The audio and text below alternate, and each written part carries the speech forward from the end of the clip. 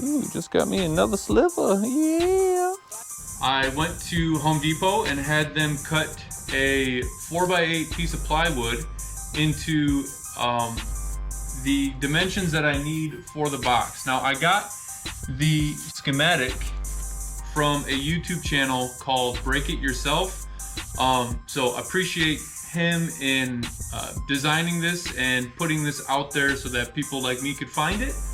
Today I'm going to teach you guys how to do it. So once you have your pieces cut up from Home Depot, you're going to be limited on what they can do. I was lucky enough to find one that actually cut it up, but I do need to make 3 more cuts to make this able to be assembled. The first one I'm going to make is for, I forget what size this is. This is the 22.5 by 20 inch side. The next one is going to be 2 pieces that are going to be 22.5, and that's it. Once I make those cuts, everything will be set. So let's give it a try. I've made a guideline here that's about 1 inch away from the other piece of plywood. The saw that I'm using has an 1 inch guide. Woo-hoo-hoo!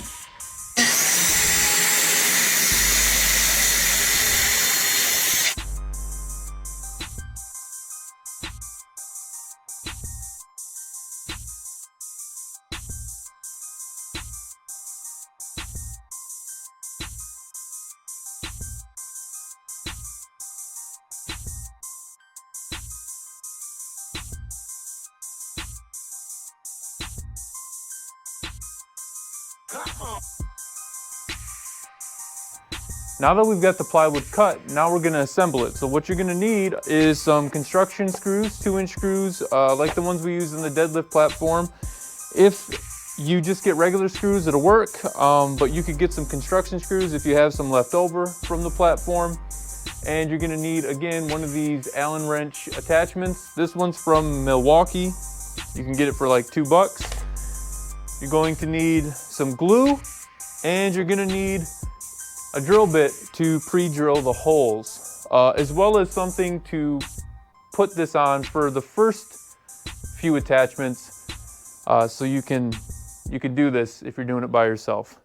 I also drew up some instructions on how to do it with some schematics. It's 6 steps total to build it. So we're gonna go over step 1. You're gonna take the 22.5 by 20 piece of plywood that you've got, which is gonna be this one from the previous schematic, this one right here, and you're gonna attach it to the 30-inch by 18.5-inch one. You're gonna want a piece of scrap, as per the video, to measure the 3/4 of an inch on either side. I'll do some pre-drilled holes and then I'll glue it. So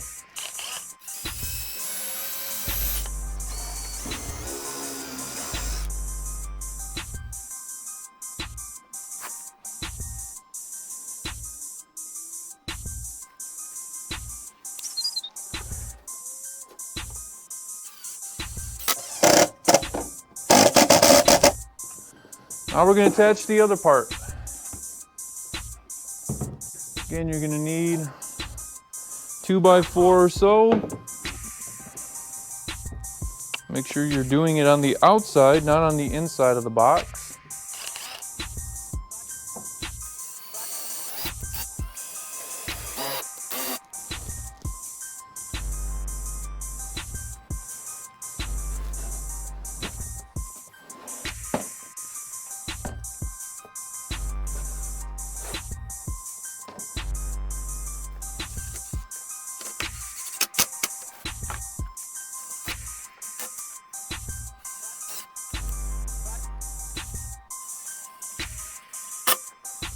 Now that we've got 2 sides on, now I'm just going to do a time lapse and I'll put the directions down below. You guys can follow along.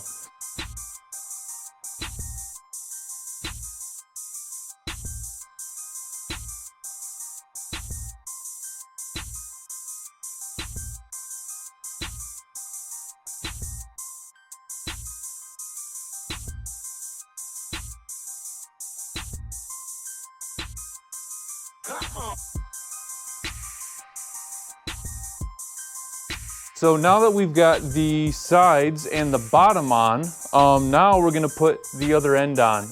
It's important that you guys only put one part of the top or bottom on first, because we need an open box to be able to put in the support structures. So if I flip this over, you'll see that the bottom box wasn't attached. The reason for that is pretty simple. You need something to keep it level, to keep underneath the other ends. So I didn't attach this for that reason. Now the only thing left to do is attach this end piece right here, this end piece, and then we're gonna put the support structures, one on the bottom and one on the top, which I have cut already right here. So we'll put one here and then one at the top.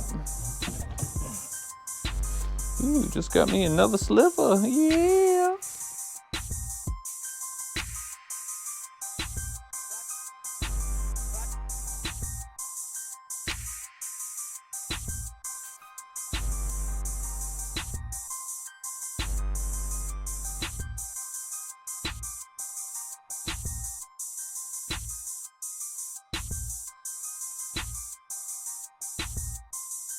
So the only thing left to do with the box is to put in the inner support structures. So these you guys saw me cut earlier. So these are the two boards that I cut.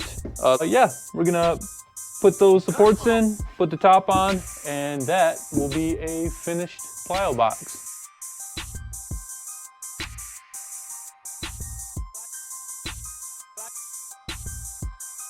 The inside supports are screwed in. They were 14.5 inches from the inside of the box. So if you are measuring, make sure you measure from the inside 14.5 inches. So they're in the middle of the box. If you measure from the outside of the box, the 3/4 inch plywood will throw off your measurement. So it's 14.5 inches from the inside of the box. Screw it in and it'll be done. All we've got to do next is put on the top of the box and then we're complete.